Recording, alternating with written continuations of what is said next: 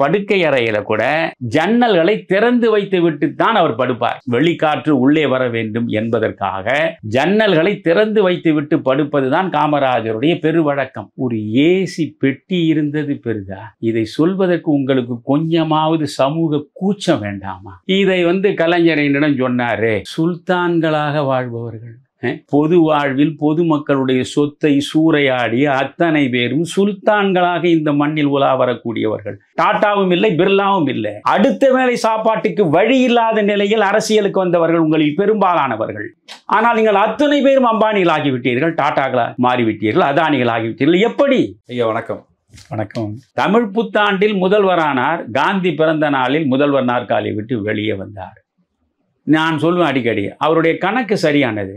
9 ஆண்டு காலம் காராக்கிரகத்தின் கம்பிகளை தழுவி தேசத்தின் நலனுக்காக தியாக முத்திரையை ஏற்றுக்கொண்ட மனிதன் மிகச்சரியாக 9 ஆண்டுகள் தமிழ்நாட்டில் ஆட்சி நாற்காலியில் அமர்ந்து தான் நினைத்த நல்ல திட்டங்களை எல்லாம் உருவாக்கி கொடுத்து விட்டு போதும் என்ற மனநிறைவோடு தானே தூக்கி எறிந்து விட்டு வெளியே வந்தார்.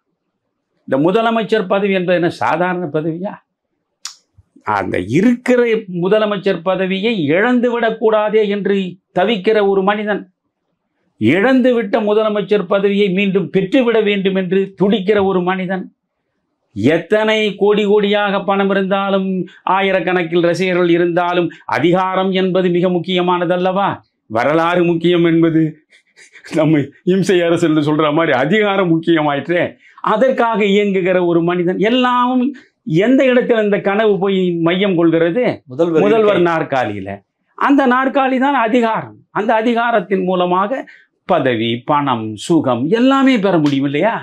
அந்த நாற்காலியை நோக்கி போறீங்க. அந்த நாற்காலியை தூ என்று துச்சமான தள்ளிவிட்டு வெளியே போனவர் தான் காமராஜர். இன்று வரையில் அந்த 9 ஆண்டு கால சாதனைக்கு ஈடாக ஒரு சாதனையும் கிடையாது. தமிழ்நாடு வளர்ந்து இருக்கிறது. நீங்கள் 50 ஆண்டுக்கு மேற்பட்ட 2 திராவிட கட்சிகள் ஆட்சியில் தமிழகம் வளரவே இல்லை என்று அப்படியெல்லாம் பொய் சொல்ல முடியாது. தமிழ்நாடு வளர்ந்திருக்கிறது.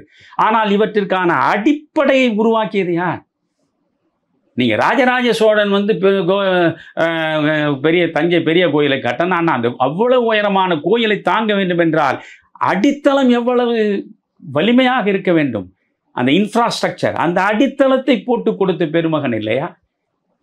பசித்த பிள்ளைகளுக்காக நீங்கள் அதெல்லாம் பெரிய தனித்தனி வரலாறுகள். தொடக்கப்பள்ளி ஆசிரியர்கள் மாநாடு நடக்கிறது. அந்த மாநாட்டில் அவர் உட்கார்ந்து இருக்கிறார். அவர் பக்கத்தில் நேத்து சுந்தரவடிகள் உட்கார்ந்துக்காரு. மற்றவர்கள் பேசுகிறார்கள். அப்பொழுது இவர் கேட்கிறார், நகராட்சி பள்ளிக்கூடங்களில் நீங்கள் ஏற்கனவே அதிகாரியாக இருந்த அனுபவம் இருக்கு இல்லையான்னார். ஆமையா, நான் ஏற்கனவே எங்கள் அதிகாரி. சரி, இந்த நகராட்சிகளில் அப்பொழுது மதிய உணவு போட தொடங்கினார்கள். மெட்ராஸ் கார்பரேஷனில் மதிய உணவு கொண்டு வந்தார். இந்த நகராட்சியில் மதிய உணவு கொடுக்குறாங்கன்னு சொல்கிறாங்களே, அது எப்படி கொடுக்குறாங்க? அந்த மதிய உணவு கொடுப்பதுனால என்ன பயன்னு கேட்குறாரு. அது நேத்து சொல்கிறாரு, ஐயா, திங்கள், செவ்வாய், புதன், வியாழன், வெள்ளி 5 நாட்களும் நிறைய மாணவர்கள் பள்ளிக்கு வருவார்கள். சனிக்கிழமை அரை நாள் தான் பள்ளி, ஆனாலும் பெரும்பாலும் பிள்ளைகள் வரமாட்டார். ஏன்னு கேட்டார். சனிக்கிழமை மதிய உணவு கிடையாது. அப்படி என்றால் மதிய உணவு கொடுப்பதன் மூலம் பள்ளிக்கு வரக்கூடிய மாணவர்கள் வருகையை கூட்ட முடியும்.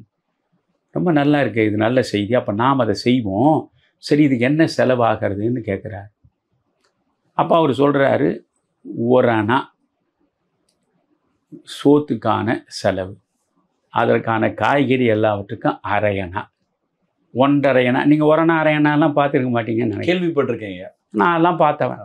1 அணாவும் பார்த்துருக்கேன், 1/2 அணாவும் பார்த்தேன், எல்லாம் பார்த்தேன். 1.5 அணா ஒருவருக்கு. அப்போ படி அரிசி எவ்வளவுன்னு கேட்குறாரு. படி அரிசி 10 அணா. அப்போ 10 அணாவுக்கு படி அரிசி வாங்கினா ஒருவனுக்கு 1 அணா உள்ள சோறு போட்டு நிறைவாக வைத்த நிரப்பலான்றீங்க. அப்போ 10 பிள்ளைகளுக்கு சாப்பாடு போட்டுடலாம் இல்லையா? ஆமாம் ஐயா. அப்போ அதே மாதிரி கணக்கு போடுங்க.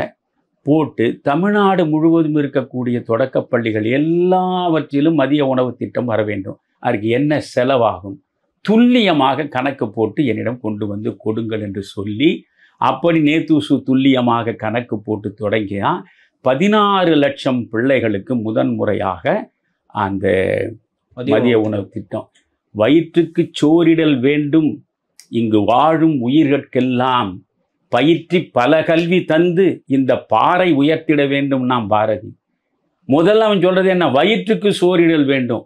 அதனால எட்டயபுரத்தில் தான் அதை முதல்ல அவர் தொடங்கினார். ஸோ இப்படி காமராஜர் அவர் செய்தார். நான் எப்பவுமே சொல்லுவேன், ஒரு முதலமைச்சராக இருந்து நெறி சார்ந்து நல்லாட்சியை தருவது அவருக்கான கடமை. அது குமாரசாமி ராஜாவும் செஞ்சிருக்காரு, அதை ஓமந்தூராரும் செஞ்சிருக்காரு, அதுக்கு முன்ன பிரகாசமும் செஞ்சிருக்காரு, ராஜாஜியும் செஞ்சிருக்காரு. இதனால் மட்டும் காமராஜருக்கு பெருமை. காமராஜருடைய எளிமை சார்ந்த துறவு வாழ்க்கை. இப்போ அந்த இடத்துக்கு தான் நான் வரேன். அதுபோல ஒரு மனிதன் வாழவே முடியாது. நான் ஒவ்வொரு நாளும் அந்த மனித பாருங்க, நான் காலையில் கண் விழித்து நேர படுக்கையிலிருந்து வந்ததும் அந்த இடத்துல போய் கையெடுத்து நின்று கடவுள் வணக்கம் மாதிரி வணக்கம் செலுத்திட்டு தான் அடுத்த வேலையை பார்ப்பேன். அப்படி வாழ முடியாது ஒரு மனிதன். 10 வேட்டி 10 சட்டைக்கு மேலே எந்த சொத்தும் கிடையாது. செத்த பொழுது 63 ரூபாய்க்கு மேலே கிடையாது. அவருக்கு சொந்தமாக கை கடிகாரம் கிடையாது. அவர் எந்த காலத்தையும் கடிகாரம் கட்டினவர் இல்லை, பேனா வச்சிருந்தவர் இல்லை. புரியுதுங்களா? கண்ணாடி ஒன்றை தவிர எதுவுமே அவரிடம் இருக்காது. அந்த கண்ணாடிக்கான குடுவை இருக்கு பாருங்க, அதுதான் அவர் சட்டை பையில இருக்கும். அவருடைய முதலமைச்சராக இருக்கிற பொழுது 1050 ரூபாய் அவருக்கு சம்பளம். அவர் முதலமைச்சராக வந்தது முதல்வர் பங்களா அவர் ஏற்றுக்கொள்ளலை. கார் டிரைவரையே, அரசு கார் டிரைவரை அவர் ஏற்றுக்கொள்ளலை. அரசு கார் டிரைவருக்கு கொடுக்கிற சம்பளத்தை அவர் ஏற்றுக்கொள்ளலை. 1020 ரூபாய் அவருக்கு சம்பளம் முதலமைச்சரின் முறையில்.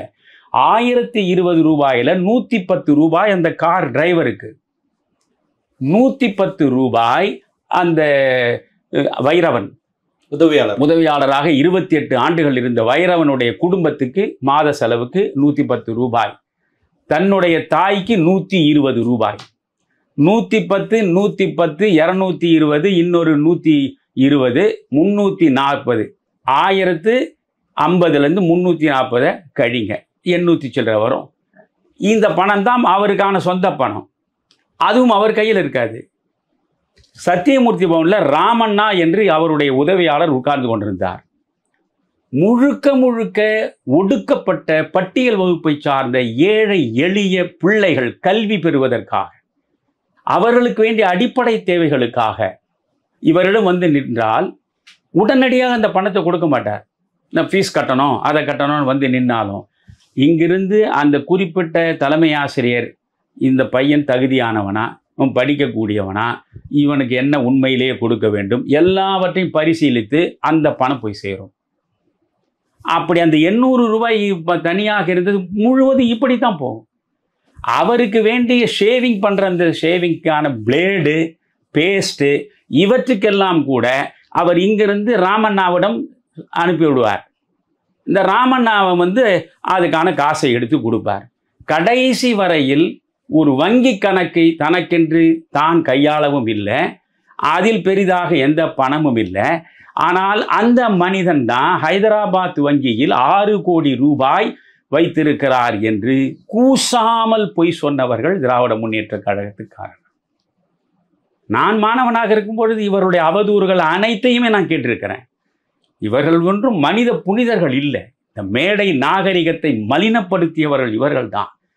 தனி மனித தாக்குதலில் தரம் தாழ்ந்து நின்றவர்கள் இவர்கள் தான்.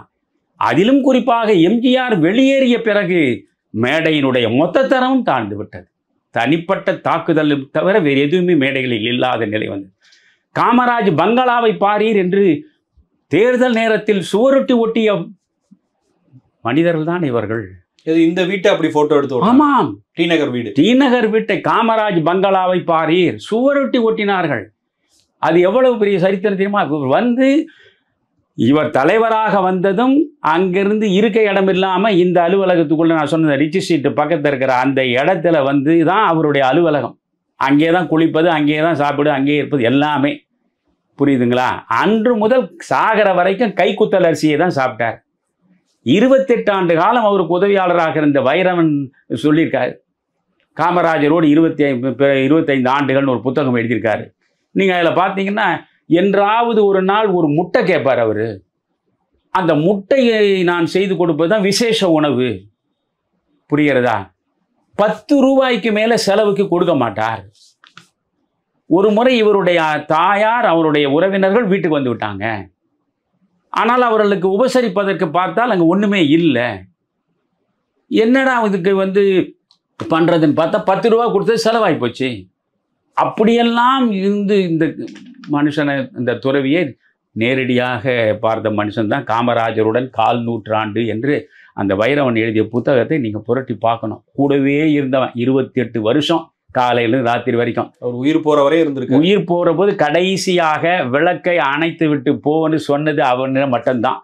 வைரவனானதான் கடைசியாக சொன்னார், டாக்டர் ஜெயராமனை கூப்பிடு அப்படின்னு சொல்லி டாக்டர் ஜெயராமனோடு தொலைபேசியில் தொடர்பு கொண்டு எனக்கு உடம்பெல்லாம் வேத்து கொட்டுறது, என்னன்னு தெரியலை அப்படின்னு சொன்னது. கடைசியாக அவர் பேசியது டாக்டர் ஜெயராமனோட. கடைசியாக கதவை மூடிட்டு விளக்கை அணைத்து விட்டு போனார். அதில் இன்னொன்று, அவருடைய படுக்கை அறை கதவை ஒரு நாளும் தாழிட்டு படுக்க மாட்டார். ஏசி போட்டுட்டு தூங்குறாரு. அதான் சொல்கிறேன், நான் ஒரு நாள் தாழிட்டு படுக்க மாட்டார். கதவு மூடி இருக்கும், அவ்வளோதான். யார் வைரவன் எப்போ நினைத்தாலும் கதவை திறந்து உள்ளே போகலாம். அது மாதிரி தான் இருந்தார். இந்த ஏசி கதைக்கு நான் வரேன். அதாவது அவர் வந்து அகில இந்திய காங்கிரஸ் கமிட்டியின் தலைவராக அவர் போனார். அப்பொழுது டெல்லியை பொறுத்தவரையில் நானே போய் பல நேரங்களில், அதாவது உண்மையிலேயே மனுஷன் செத்து பிழைப்பான். ஜூன் ஜூலை மாதங்களில் நீங்கள் வந்து ஜனவரி பிப்ரவரியில் டெல்லி வசந்தமயமாக இருக்கும். மார்ச்சுக்கு பிறகு டெல்லியில் இருந்தீங்கன்னா அந்த ஹீட் வேவ்ஸ் இருக்கு பாருங்க, அனல் காற்று தகிச்சிடும். நான் ஒரு முறை தெரியாமல் ஆக்ரா கோட்டைக்கு போயிட்டேன் ஜூன் மாதத்தில். தண்ணீர் இல்லாமல் அது அங்கேயே செத்துருவேன்னு கூட நினச்சேன். அந்த மாதிரியான வெயில் தகிக்கும். இவர் அகில இந்திய காங்கிரஸ் கமிட்டி தலைவராக பெரும்பகுதி நேரம் அங்கே இருக்க வேண்டிய சூழலில் அந்த வெப்பம் தாழ முடியாத நிலையில் இருப்பதனால் அவர் அறைக்கு குளிர்சாதன வசதி செய்யப்பட்டது. பொதுவாக டெல்லியில் உள்ள எல்லா தலைவர்களுடைய வீடுகளிலும் குளிர்சாதன வசதி இருக்கும். அந்த குளிர்சாதன வசதி அவர் உடம்புக்கு பழகிடுச்சு. பிறகு இங்கே வந்து பார்த்தீங்கன்னா அதுக்கு முன்ன வரைக்கும் அவர் வீட்டினுடைய படுக்கை அறையில் கூட ஜன்னல்களை திறந்து வைத்து விட்டு தான் அவர் படுப்பார். வெளிக்காற்று உள்ளே வர வேண்டும் என்பதற்காக ஜன்னல்களை திறந்து வைத்து விட்டு படுப்பது தான் காமராஜருடைய பெருவழக்கம். கடைசி காலத்தில் இயலாமை தனக்கு வந்துவிட்ட நிலையில் அப்பொழுதுதான் அவருடைய படுக்கை அறையில் ஒரு ஏசி கொண்டு வந்து பொருத்தப்பட்டது. புரியுதா? ஏசியே இல்லை என்று தெரிஞ்சோ தெரியாத அள்ளி விடுறதுன்னு இப்போ நிறைய பேர் சொல்லுவாங்க. காமராஜ் அப்படி தான், ஏசியே கிடையாது, அதெல்லாம் போய் ஏசி அவருக்கு இருந்தது. நீங்கள் வேணும்னா காமராஜருடன் 1/4 நூற்றாண்டு 28 ஆண்டுகள் அவரோடு இருந்த வைரவன் அவர் எழுதிய புத்தகத்தில் நீங்கள் பார்த்தீங்கன்னா 223வது பக்கத்தில் காமராஜர் அறையில் ஒரு ஏசி பொருத்தப்பட்டது பதிவு பண்ணியிருக்கார். இந்த புத்தகத்தில் நீங்கள் 223வது பக்கத்தை புரட்டினீங்கன்னா ஒரு ஏசி பொருத்தப்பட்டது. நான் கேட்குறேன், இந்த மனுஷன் இப்பேற்பட்ட ஒரு துறவி, ஒரு 10 வேட்டி 10 சட்டையோடு வாழ்ந்து செத்து போனவன், அவன் அறையில் வெம்மை தாங்க முடியாத நிலையில் அந்த வயது முதிர்ந்த காலத்தில் ஒரு ஏசி பெட்டி இருந்தது பெரிதா? இதை சொல்வதற்கு உங்களுக்கு கொஞ்சமாவது சமூக கூச்சம் வேண்டாமா? இதை வந்து கலைஞரிடம் சொன்னார். அவருக்கு மின் விலையேற்றத்துக்கு எதிராக போராட்டம் நடத்துகிறாரு. ஆனால் இவருக்கு ஏசி இல்லாமல் இருக்க முடியாது. இந்த பயணியர் விடுதியில எல்லாம் ஏசி போட்டு அதுக்காக நான் சொல்ல வரேன். அது வந்து ஏசி வந்து போட்டு இருக்குன்னு இது ஒரு பெரிய செய்தி மாதிரி சொல்ல. நீங்கள் எல்லாம் சுல்தான்களாக வாழ்பவர்கள். பொது வாழ்வில் பொதுமக்களுடைய சொத்தை சூறையாடிய அத்தனை பேரும் சுல்தான்களாக இந்த மண்ணில் உலா வரக்கூடியவர்கள். சொல்லக்கூடிய சிவாவிலிருந்து எல்லா மனிதர்களும் சேர்த்து தான் நான் சொல்கிறேன். ஒரு மனிதனுக்கு திராவிட முன்னேற்ற கழகத்தில் தகுதி உண்டா? ஏழையாக பிறந்து ஏழையாக வளர்ந்து ஏழையாகவே வாழ்ந்து மறைந்தவன் காமராஜ். உங்களில் 100க்கு 90 பேர் ஏழையாக பிறந்தீர்கள். நீங்கள் யாரும் அம்பானிகளும் இல்லை, அதானிகளும் இல்லை, டாட்டாவும் இல்லை, பிர்லாவும் இல்லை. அடுத்த வேளை சாப்பாட்டுக்கு வழி இல்லாத நிலையில் அரசியலுக்கு வந்தவர்கள் உங்களில் பெரும்பாலானவர்கள். ஆனால் நீங்கள் அத்தனை பேரும் அம்பானிகள் ஆகிவிட்டீர்கள், டாட்டாக்களா மாறிவிட்டீர்கள், அதானிகள் ஆகிவிட்டீர்கள். எப்படி? இந்த அதிகாரத்தை பயன்படுத்தி பொது சொத்தை சூறையாடி சகிக்க முடியாத அளவுக்கு பணத்தை தேடி வைத்திருக்கிற நீங்கள் ஒரு துறவியாகவே இந்த மண்ணில் வாழ்ந்துவிட்டு செத்து போன ஒரு மனிதன் அறையில் இருந்த ஒரு ஏசியை பற்றி பேசுவதற்கு உங்களுக்கு அடிப்படை தகுதி இருக்கிறதா? யோசிக்க வேண்டிய விஷயம். இதை சொல்வதன் மூலம் சிவா தன்னை தாழ்த்தி கொள்கிறார். திமுகவில் இருக்கக்கூடிய அந்த முதல் கட்ட வரிசையில் உள்ள மனிதர்களிலேயே எனக்கு சிவாவின் மீது மரியாதை உண்டு. ஏனென்றால் ஒரு விரிந்த வாசிப்பாளர், நன்றாக நிறைய வாசிக்கக்கூடியவர், நன்றாக பேசக்கூடியவர். அதனால் அவர் மீது ஒரு மரியாதை உண்டு. நீண்ட காலம் பாராளுமன்றத்தில் இருக்கிறார். ஆனால் உங்கள் கதைகளை எல்லாம் பேச வேண்டும் என்றால் நான் பேசுவேனா? மறந்தும் பேச மாட்டேன். எந்த தனிநபருடைய தனி வாழ்வையும் என் 50 ஆண்டு காலத்திற்கு மேற்பட்ட அரசியல் வாழ்வில் ஒரு நாளும் ஒரு முறையும் நான் பேசியதில்லை. நான் இப்பொழுது இல்லை, ஒரு 18 வயது 20 வயதில் நான் மேடைகளில் பேசி கொண்டிருந்த பொழுதே நான் சொல்லுவேன், காலை 6 மணி முதல் மாலை 6 மணி வரை ஒரு அரசியல்வாதி என்ன செய்கிறான் என்பதை விமர்சிப்பதுதான் என் வேலையே தவிர, மாலை 6 மணி முதல் மறுநாள் காலை 6 மணி வரை இரவு நேரத்தில் இரத்த சம்பந்தமான சேட்டைகளில் எப்படி அவன் ஈடுபடுகிறான் என்பதை ஆய்வு செய்வது எனக்கான வேலை இல்லை. இது எப்போ? என் 18-20 வயசுல பேசுவேன். மறந்தும் ஒரு தனிநபருடைய வாழ்வு குறித்து நான் பேசியதே கிடையாது. இன்று வரை பேசல, இறக்கும் வரையும் பேச மாட்டேன். சிவாவை பற்றி நான் பேச மாட்டேன். இது ஒரு ஏசி ஒரு வீட்டு படுக்கை அறையில் இருந்ததுன்னு யார்? 9 ஆண்டு காலம் தமிழ்நாட்டினுடைய முதலமைச்சராக இருந்தவர், 12 ஆண்டு காலம் நாடாளுமன்றத்தின் உறுப்பினராக இருந்தவர், 12 ஆண்டுகளுக்கு மேல் சட்டமன்றத்தின் உறுப்பினராக இருந்தவர், 2 முறை இந்திய தேசிய காங்கிரசின் தலைவராக இருந்தவர். இவருக்கென்றே ஒரு முறைக்கு மேல அடுத்த முறையும் இருப்பதற்கு விதியை விலக்கி வைத்தான். 2 பிரதமர்களை உருவாக்கியவர். அந்த உயரத்தில் இருந்த ஒரு மனிதன் 10 வேட்டி 10 சட்டையோடு செத்து போனானே. நான் காமராஜருடைய முழு வாழ்க்கை வரலாறை இன்றைய இளைஞர் அறிய வேண்டும் என்பதற்காக 1 மணி நேரத்தில் 60 நிமிடத்தில் சுருக்கமாக எல்லா செய்திகளும் வருகிறார் போல் சொல்லி ஒரு 20-25 ஆண்டுகளுக்கு முன்பே நான் அதை வெளியிட்டிருக்கிறேன், ஒளிப்பேழையாக. அதை சென்னையில் நம்முடைய டாக்டர் ராமதாஸ் அவர்களை வரவழைத்து தான் அதை வெளியிட்டு, அப்பொழுது அவர் சொன்னார், ஆரம்பிக்கிற பொழுதே, நான் திண்டிவனத்திலிருந்து வருகிறேன், என் பேரப்பிள்ளையோடு வரேன், பொதுவாகவே காரில் வரும்போது என் பேரப்பிள்ளையோடு கொஞ்சிட்டு வருவேன், இந்த தமிழருவியினுடைய இந்த கேசட்டை போட்டேன், கேட்டுனே வந்தேன், என்னால் சிலுத்து போயிட்டேன், எனக்கு இந்த பேரப்பிள்ளை பக்கத்தில் இருக்கிறத மறந்துட்டேன், அப்புறம் இங்கே வந்தேன், நான் நினச்சி பார்க்குறேன், இந்த பெருந்தலைவர் மட்டும் இல்லை என்றால் நான் மாடு மேய்ப்பவனாக இருந்திருப்பேன், நான் ஒரு டாக்டர் ஆகி இருக்க மாட்டேன்னு ராமதாஸ் அந்த இடத்துல பேசினார். அது மட்டும் இல்லை, சேலத்தில் ராஜாராம் அவர்கள், திமுகவில் இருந்த முக்கியமான தலைவர், சபாநாயகர் இருந்திருக்காரு, அமைச்சராக இருந்திருக்காரு. அவர் தான் காமராஜர் கண்மூடி விட்டார் என்ற செய்தி அன்றைக்கு முதலமைச்சராக இருந்த கலைஞருக்கு போன அடுத்த நிமிடமே ராஜாராமை தான் அவர் கூப்பிடுறார். இதை ராஜாராம் சொல்றார். கூப்பிட்டு, மற்றவர்களுக்கு செய்தி தெரிந்து அனைவரும் சூழ்ந்து கொள்வதற்கு முன்பு நீங்கள் வேக வேகமாக செல்லுங்கள். இறந்தவர் சாதாரண மனிதர் இல்லை, காமராஜர் இந்தியாவையே ஆட்டி படைத்த மனிதர், இந்திய தேசிய காங்கிரசின் தலைவராக இருந்தவர், 2 பிரதமர்களை உருவாக்கியவர், 9 ஆண்டுகள் முதலமைச்சராக இருந்தவர். என்னென்ன டாக்குமெண்ட்டு எங்கெங்கே இருக்குமோ யாருக்கும் தெரியாது. போன உடனே வைரவனை கூப்பிட்டு எல்லா கதவுகளையும் மூட சொல்லுங்க, மூடி உள்ள எல்லாவற்றையும் பார்த்து பத்திரப்படுத்தி விட்டு பிறகு மற்றவர்கள் வருவதற்கு வாய்ப்பை உருவாக்குங்கள் அப்படின்னு சொன்னார். நான் இங்கேருந்து விரைவாக போனேன், போய் வைரவனை கூப்பிட்டேன், என்னப்பா எல்லா கதவும் திறந்தபடி கிடக்கு, காமராஜருடைய சடலம் இங்கே இருக்குது, என்ன எங்கெங்கே என்னென்ன இருக்குன்னு பார்க்க வேண்டாமா? இங்கே என்னையா இருக்குது? வைரவன் அழுதுகனே சொன்னான், என்னையா இருக்குது? 10 வேட்டி இருக்குது, 10 சட்டை இருக்குது, இன்றைய தேதிக்கு 63 ரூபா பணம் இருக்குது, இதை தவிர இந்த வீட்டில் எதுவுமே இல்லையான்னு அழுதான்.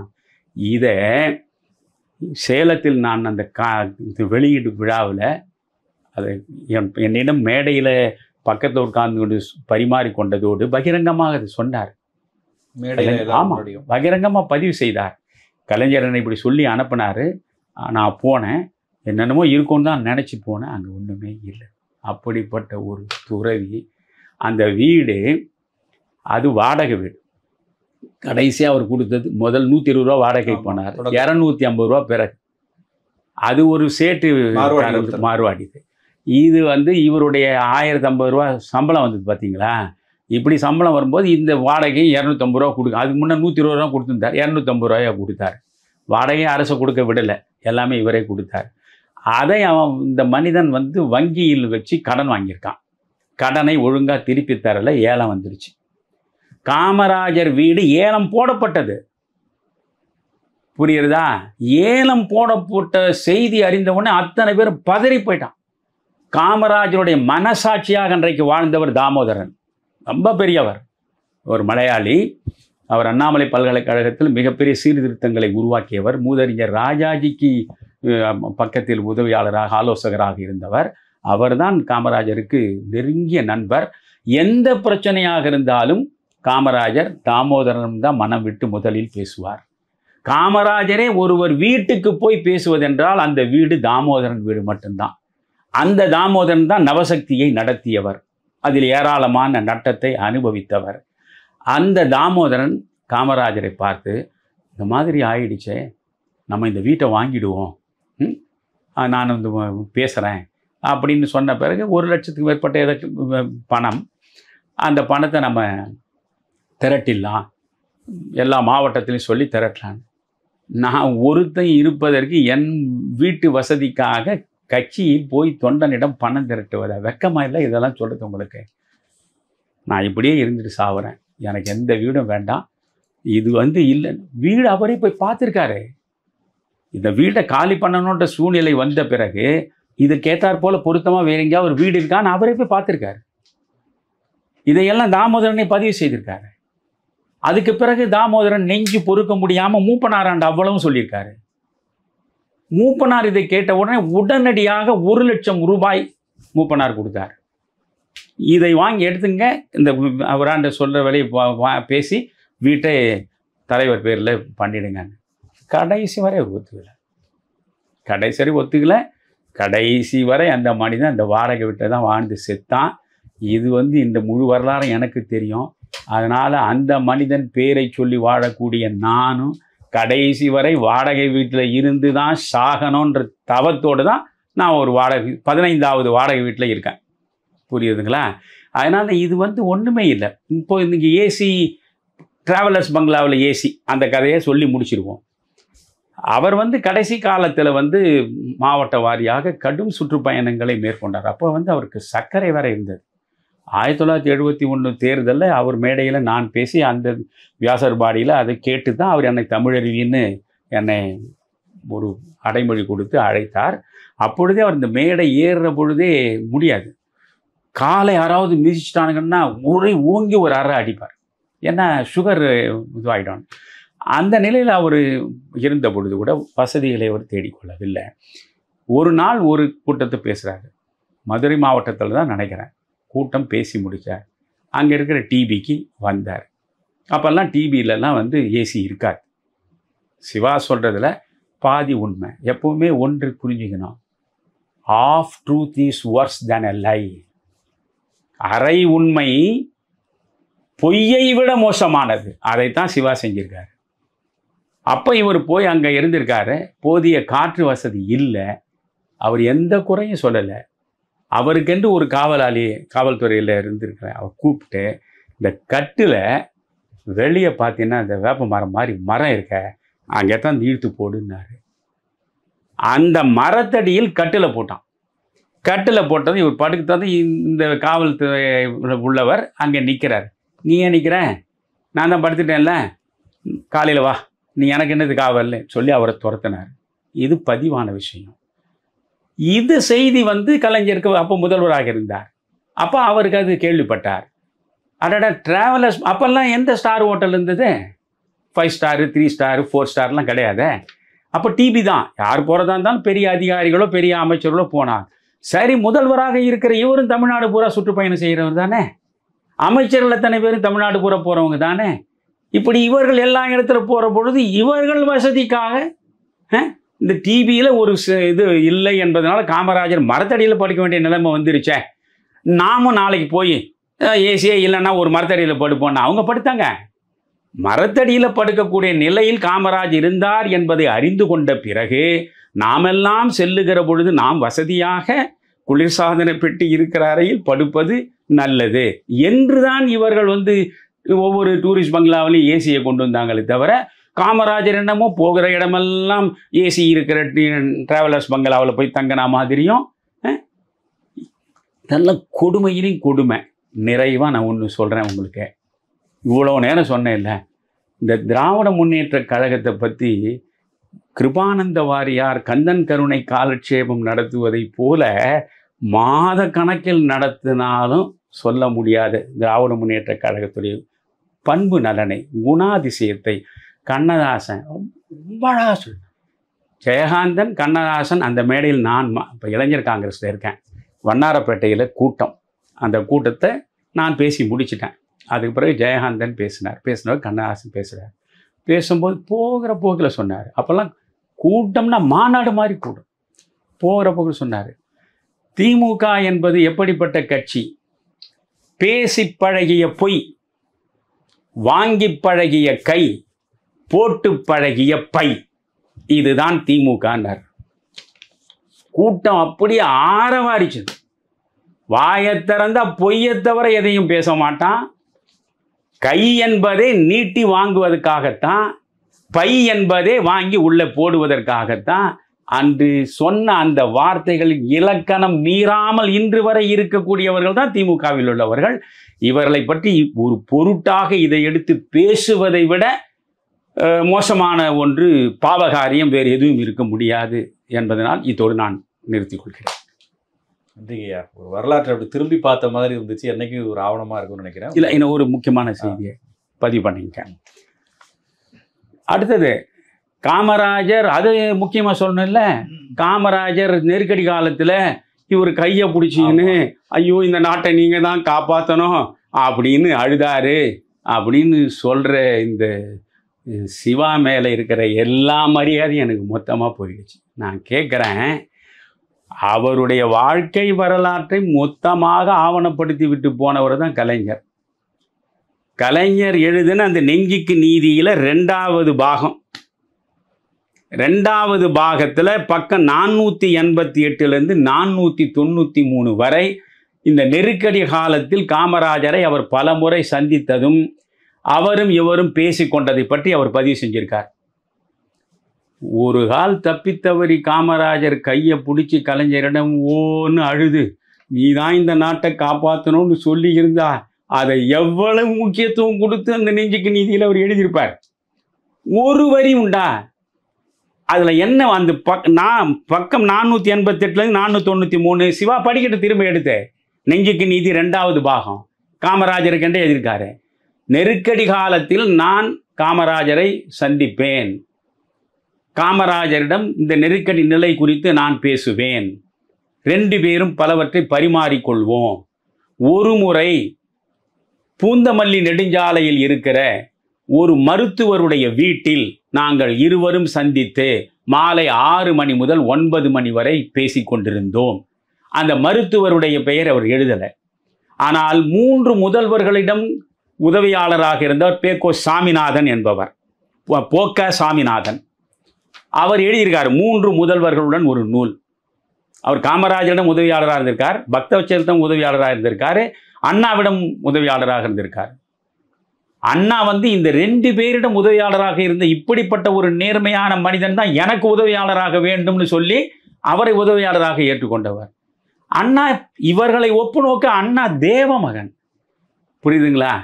காவல்துறையிலேயே காங்கிரஸ் ஆட்சி காலத்தில் தான் அருள் இருந்தார் அப்படின்றதுக்காக இது நான் வரும்போது அந்த அருளை பழி வாங்கலையே, அப்பேற்பட்ட அதிகாரி தான் எனக்கு தேவைன்னு அவரை உட்கார வச்சுனார. அந்த மாதிரி இது மாதிரி ஒன்று நடந்திருந்தால் விட்டுருப்பாரா கலைஞர்? ஏற்கனவே கலைஞர் மீது ஒரு குற்றச்சாட்டு உண்டு. இந்த நெஞ்சுக்கு நீதியில் எழுதுனதில் பாதி பொய்ன்னு சொல்லுவான். ஏன்னா அவர் கூட இருந்த அந்த காலத்தை வாழ்ந்தவர்கள் எல்லாருமே மறைந்து விட்டார்கள். அவர் நிறைய சொல்கிறாரு, அதெல்லாம் எது உண்மை எது பொய்ன்னு தெரியலன்னு சொல்லுவாங்க. நான் எல்லாவற்றையும் உண்மையினே ஏற்றுக்கிறேன், ஒன்றில் கூட பொய் சொல்லாதவர்னு ஏற்றுக்கிறேன். அவர் சுயசரிதையை எழுதியிருக்கார், பாகமாக எழுதியிருக்கார். 2வது பாகத்தை படிச்சுங்க. எல்லா திமுகவில் உள்ளவனும் படி.